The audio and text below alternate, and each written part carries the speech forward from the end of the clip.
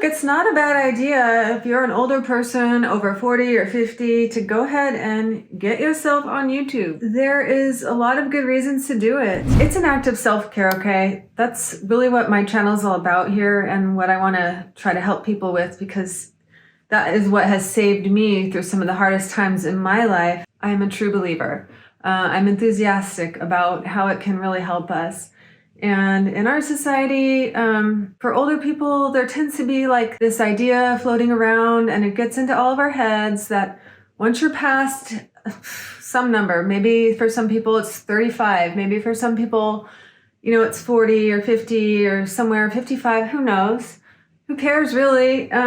It's just so irrelevant, but like so many of us believe it, that once we pass this certain magical, number, that we're done and that it's over for us and that our hopes and dreams aren't relevant anymore, or that they don't matter, or that if they haven't happened by now, they're not going to happen.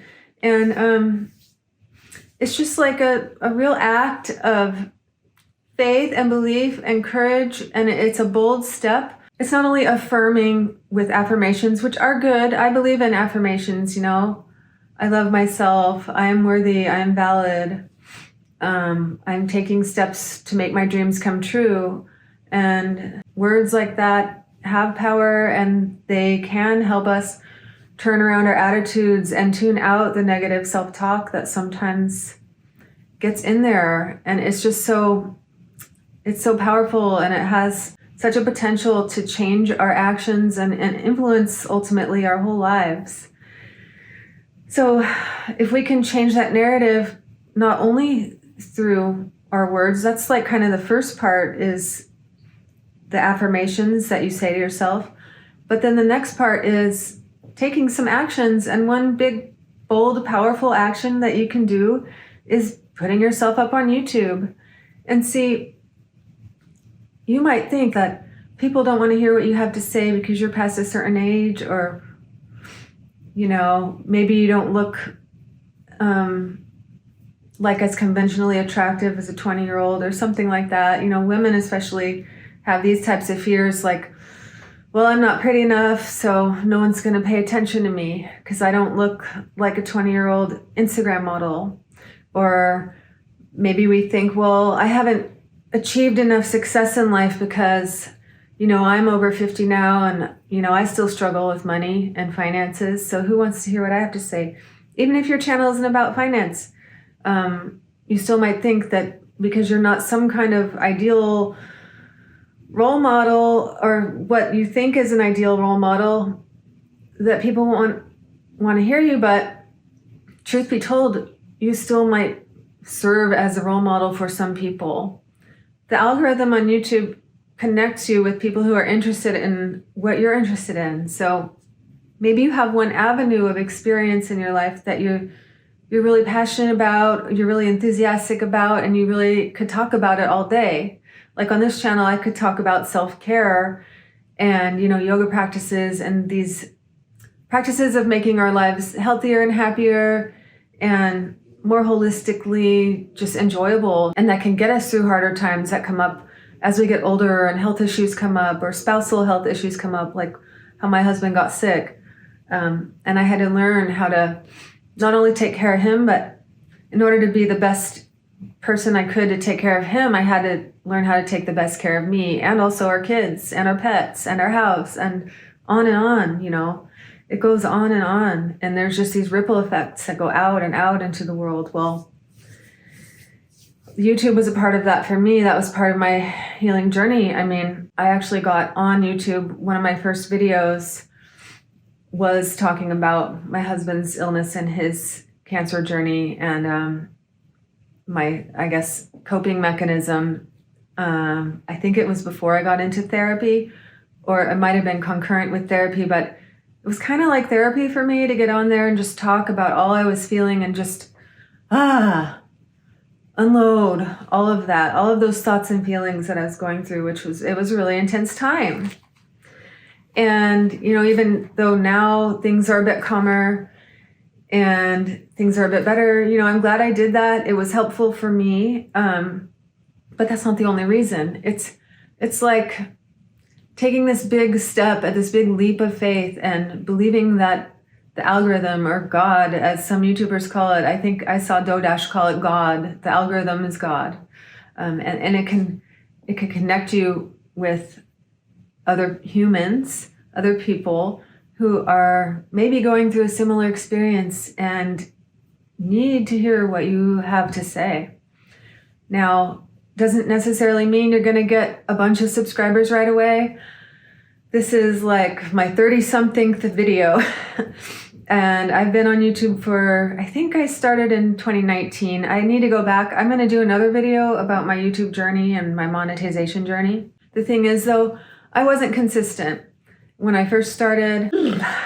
So yeah, I started and I was putting up videos about yoga and some self-care stuff and meditations. And the videos were pretty bad. They were pretty horrible, actually. They were pretty cringe. I think I've taken some of them down since then. There's still a few up. Anyway, that's going to happen if you're brave enough to actually start.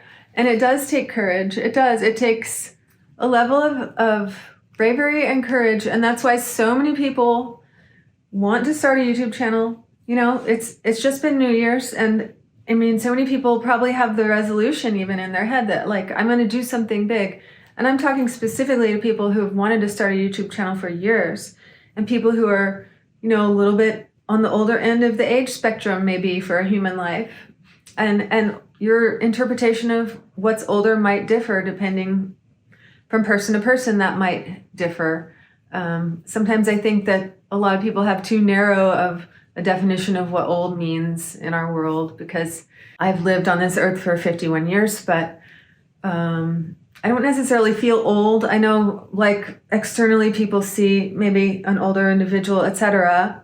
And that's okay. But like inside, even though I know I've had a lot of experiences and I have a lot of stories to tell and I have a lot to share, and, you know, I lived through and survived a lot, and I've learned a lot of lessons, I still feel like a sense of youthfulness, hope, and possibility, I guess. And we associate that with youthfulness. So I don't necessarily feel old inside. I think that's the case for a lot of us. And I think that being on YouTube, it serves as like a way of communicating that sense of hope and possibility, that belief in possibility for our lives and for our dreams. They matter. And not only are you signaling to the world and to the universe that you're ready to manifest, you know, these ultimate potentials for yourself. You're signaling to yourself, your higher self, your subconscious self, your inner self, the part that you really want to encourage and take care of and show all the love for by your actions. And that's why I say it's a good thing. Now, of course, there's downsides. There's downsides to anything you're going to do in life. Has potential downsides. Nothing that's worth doing is easy, right? And it takes time. And so that might be a reason why a lot of people don't even try, because they're like, I know this takes two to 3 years. Sometimes it takes 5-10 years for some people. Some creators take longer to break through. And I just don't want to invest in something that's going to take so many hours and so many years. But the thing is, the time passes anyway, no matter what you're doing. So maybe you want to go back to school. And I encourage that too. Even if you're over 50, over 40, over 60 and beyond, go back to school. I'm getting worked up here. The thing about going back to school, and I've thought about it myself. I've thought about it for myself. Now that my kids are getting older and I'm looking at empty nest and I'm looking at what is my future going to be about now that I'm not going to be a mommy anymore? Like, I've been a mom for so many decades. It feels like forever. And it felt like when the mom journey was starting that it was going to go on forever. And I barely even thought, I mean, I did think about from time to time, but I barely even really was able to think about much beyond what my life would be once I was no longer dedicating nearly every ounce of energy to being a mom to these small humans who needed me all the time. Now that that particular perspective is coming closer and closer into my field of view, where my kids are becoming young adults now. My youngest is 17, so he'll probably still be here with me for a while. And then I have 2 in their early 20s. And my one who's about to be 25, well, I said she's early 20s. She's about to be 25. She's already moved to another state across the country. She moved to New York State. And that's something I had to deal with. And I might do a whole separate video on empty nest and the feelings that come along with having to let go of our kids, even though we love them more than anything, we love them enough to be able to let them go without making them feel bad when they're ready and when it's time and when it's a healthy step for them. And so there's just so many things that come up as we start to get into our 40s and 50s and beyond. And there's an infinite number of situations and scenarios that can come up in our lives. If we live long enough, something is bound to happen. And so there's just choices that we face, even in midlife and beyond, regarding how we're going to alchemize. Are we going to alchemize the pain and the trouble and the challenge into something beautiful and interesting? And are we going to transition into another part of living that feels full of fascination and sparkle and magic and has that tingle that attracts us? Or are we just gonna let the negative voices inside and the fears and the sort of inner oppressive tyrant that represents what we imagine is going on in other people's minds, somehow keeping us down and might be judging us in some way, or we imagine that it might be? Are we going to let that keep us from taking the actions that we need to take to make our dreams come true, our later in life dreams come true? I have to admit to you guys, I had some coffee before I started filming this, and I had it in the sort of later afternoon, and I don't drink a lot of coffee, especially not in the afternoon, so I was really pretty hyper at the beginning part of this video. A couple hours have passed because there were some technical difficulties, and so I already started editing the first part, and I realized that I was having a lot of rapid fire thoughts and a lot of stream of consciousness was happening. And I wrote out this whole script, which I barely even looked at, but I wrote out like several pages of script here for this video, and I barely even used it because the thoughts were just coming at me so fast. And I realized that, hold on. Okay, go ahead, Hoppy. Go ahead. Maybe I'll do a part 2 of this video and I'll use the script and we'll see how that goes. But I guess I realized that I dropped off a lot of the thoughts that I was trying to bring up. Now, maybe you can pull together what I was trying to say in your mind. Maybe you were able to figure out where I was going with some of these ideas without me having to complete the thought, but I'll try to complete at least a few of them. So, like regarding the doubts, they're not real. They just don't matter. There might be some truth to some of the doubts. Maybe some people don't want to look at someone over 40 on video. Fine, it's not for them. And that's okay. No matter who you are, no matter what you're creating or what you're putting out into the world, it's not going to be for everybody. And that's okay. You can just let them go away, without resentment, without any kind of negativity or anything. Just release those people. And it's actually good for your YouTube channel and for the algorithm because they're not going to be engaged in a good way anyways. And you want people who are going to be interested and engaged to come on your channel. And so that's okay. So that kind of negates that doubt, or that kind of checks that off the list, where you don't have to worry about those doubts about people not wanting to see a person like you on YouTube, because they will. And then getting to the thing about the algorithm again, the algorithm being God, you just have to you have to do some study and research on how the algorithm works and, how to come up with good titles and thumbnails and interesting hooks and keep your retention up and all that kind of thing. Yes.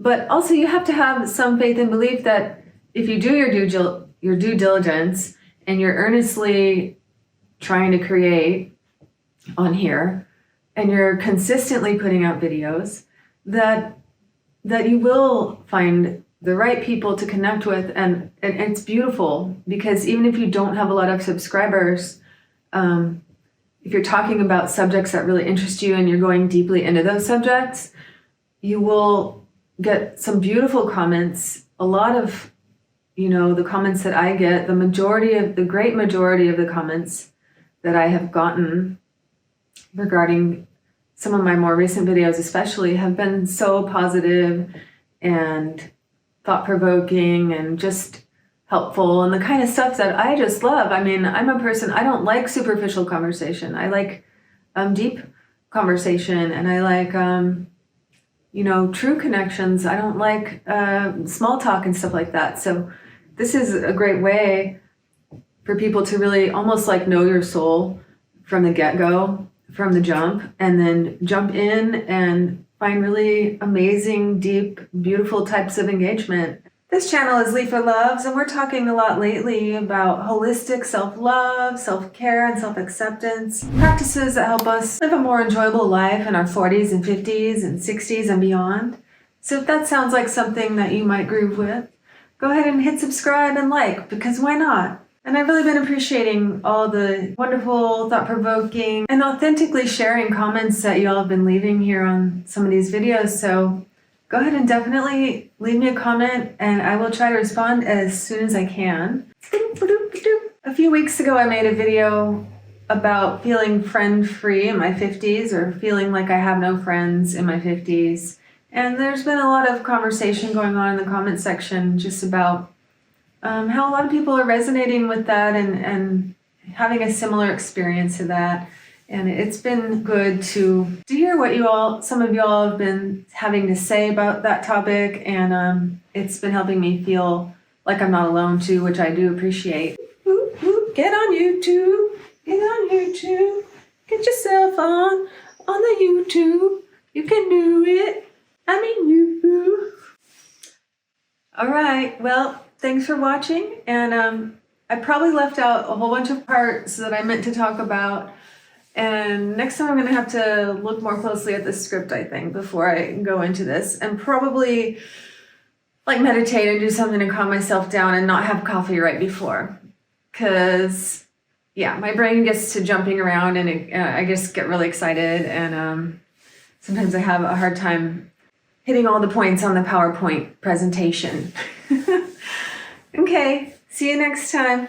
Remember, radical self-acceptance, radical self-love, and radical self-care, those will always be there for you. You can do it.